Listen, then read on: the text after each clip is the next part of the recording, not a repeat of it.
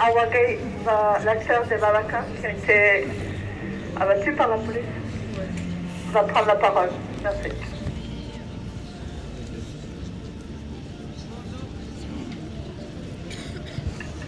Bonjour tout le monde. Je suis Awa Gay, la sœur de Babacar Gay. Babacar, c'était mon petit frère, il avait 27 ans.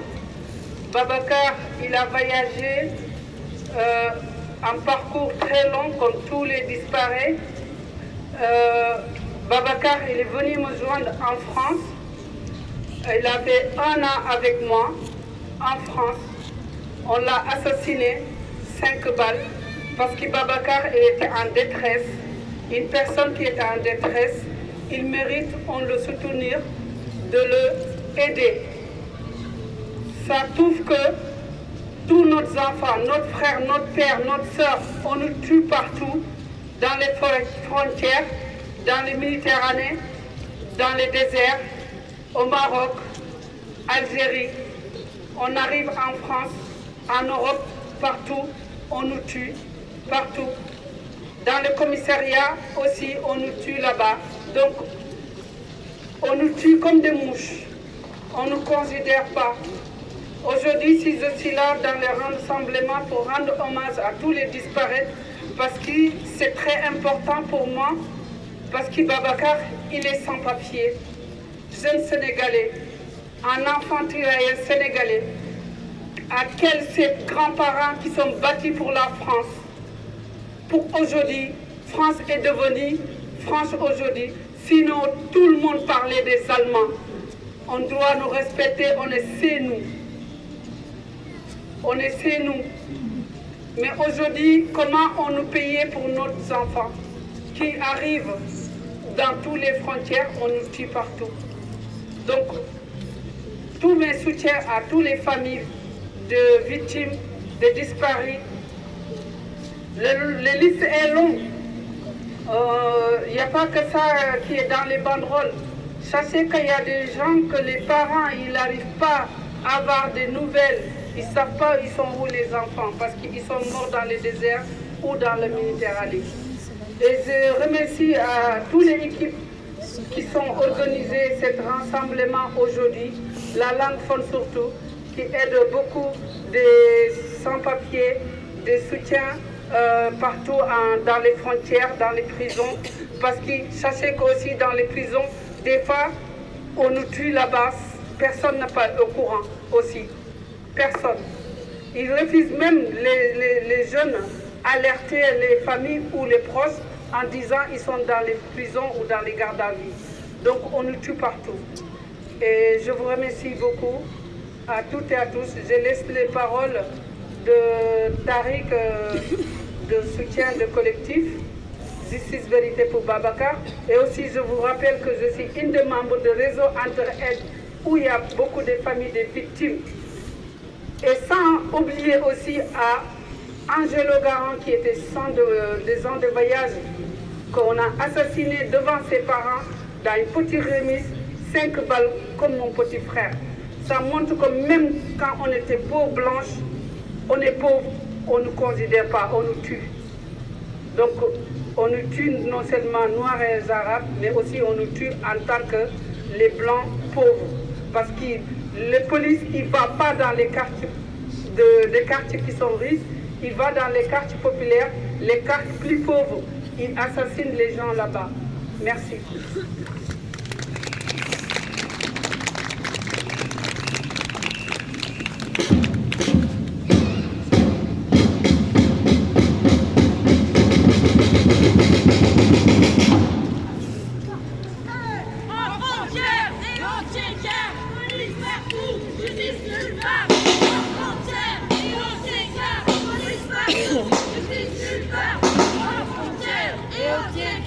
Police partout, justice nulle part. Aux frontières et aux tiers-quarts. Police partout, justice nulle part. Aux frontières et aux tiers-quarts. Police partout, justice nulle part. Aux frontières et aux tiers-quarts. Police partout, justice nulle part. Aux frontières et aux tiers-quarts.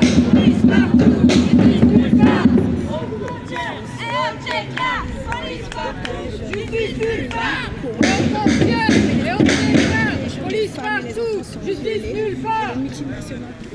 Le 6 février, à Paris, le collectif Ayotzinapa a porté la voix de Anna. Je vous lis le texte qui a été lu par Véronica, membre du collectif Paris Ayotzinapa. Je suis Véronica, membre du collectif Paris Ayotzinapa, un collectif qui mène des actions de sensibilisation contre les violences d'État au Mexique, notamment contre les disparitions forcées. Nous sommes également membres du réseau d'entraide Vérité et Justice et nous accompagnons les familles du réseau qui luttent contre les violences policières, judiciaires et carcérales. Je vais vous lire les paroles prononcées par Anna Enamorado le 27 janvier dernier à Mexico. Anna est une Hondurienne, membre du réseau régional des familles de migrants et migrantes, un réseau qui lutte pour retrouver les migrants et migrantes d'Amérique centrale victimes de disparitions lors de leur traversée du Mexique. Anna recherche depuis 15 ans son fils, Oscar, vu pour la dernière fois au Mexique alors qu'il tentait de rejoindre les États-Unis. Le 27 janvier dernier, donc 15 ans après la disparition de son fils, Anna a organisé une action en sa mémoire sur la place principale de Mexico. Sur cette place, juste devant le Palais national, l'équivalent de l'Élysée, un portrait géant d'Oscar a été collé au sol et Anna a pris le micro. 27 janvier 2025, place principale de la ville de Mexico, Oscar Antonio López Enamorado, mon fils. Traduction du collectif Paris Ayotzinapa. Depuis le 19 janvier 2010, tes rêves ont disparu, tout comme les miens. Nos vies ont été tronquées. Il y a 15 ans, j'ai commencé à te chercher, seul, sans expérience, sans réseau de soutien, avec tout mon amour et une colère digne. Au fur et à mesure que ma voix se répandait, des réseaux se sont tissés et ton nom a été entendu dans différentes parties du monde. On l'a surtout entendu dans ce Mexique qui nous a privés du droit de vivre en famille. Ce Mexique où j'ai réussi à construire une communauté de personnes solidaires et engagées.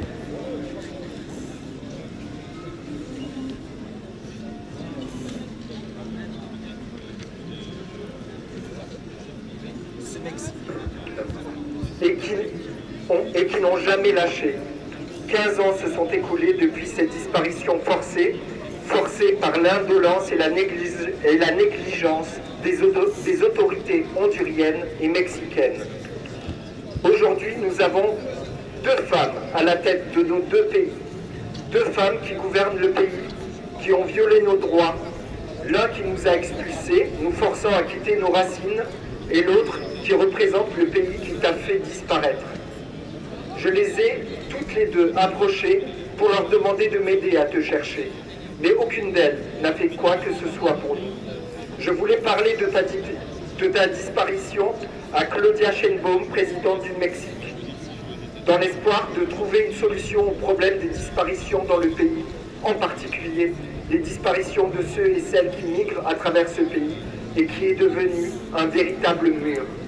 Elle nous a montré que la question ne l'intéressait pas. En juillet 2024, j'ai demandé à rencontrer la présidente de notre pays, le Honduras. Il n'y a pas eu de réponse non plus. Quelle tristesse, mon fils, que les mots restent en l'air. 15 ans d'impunité, 15 ans de mensonges, 15 ans de simulacre. Rien ne m'arrêtera, car mon espoir réside dans ma force à te retrouver. Mon espoir réside aussi dans les personnes qui m'accompagnent pour exiger ton retour et celui de toutes et tous tes compatriotes contraints à l'émigration. Le 15 et le 16 janvier, j'ai été invité à participer au premier congrès mondial sur les disparitions forcées à Genève, en Suisse. Là-bas, j'ai réclamé ton retour et celui de milliers de personnes qui ont migré depuis de nombreuses régions du monde. Parce qu'une migration sûre et ordonnée passe par la résolution des problèmes de fond telles que la violence et la misère.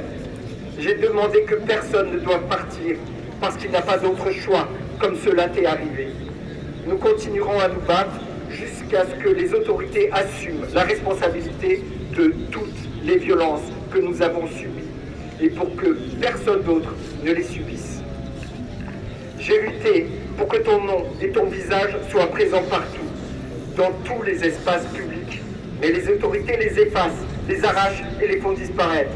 Une fois de plus, en souvenir de 15 années d'impunité, ton visage reste devant le regard de la présidente du Mexique pour lui rappeler que cette réalité ne peut être cachée. Il y a plus de 120 000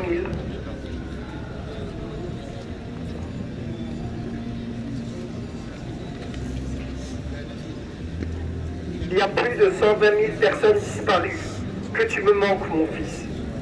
Il nous manque Oscar Antonio Lopez Enamorado.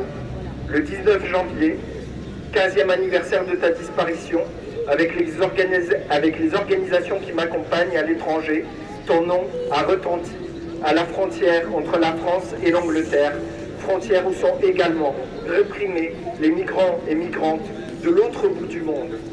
Ton nom résonne au Mexique, il résonne au Honduras, et je veux que ton nom résonne jusqu'à ce que le monde entier se souvienne que migrer est un droit parce qu'aucun être humain n'est illégal.